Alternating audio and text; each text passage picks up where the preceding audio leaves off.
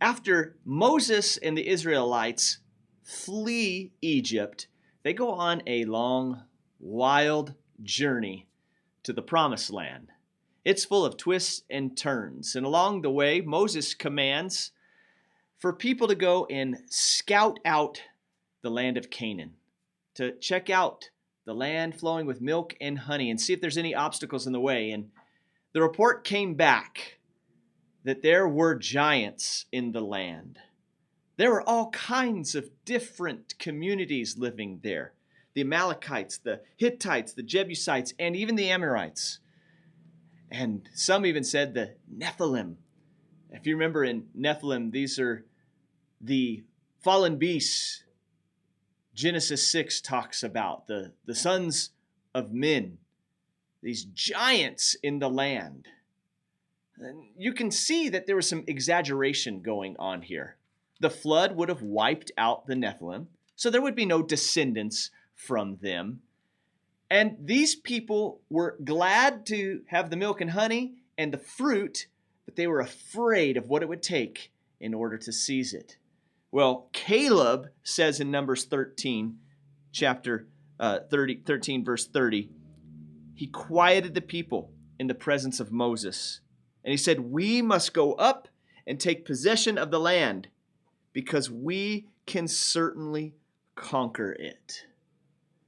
On the cusp of achieving the goal of entering the promised land, there was fear, fright, and apprehension.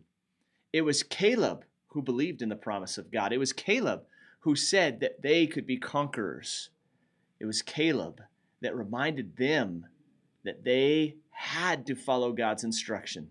Well, there'd be many more twists and turns before they could even enter the promised land. And Moses would not be able to enter. He only would be able to view it from a distance. You see, when we delay obedience to God on what he's commanded us to, there's a delay in the blessing.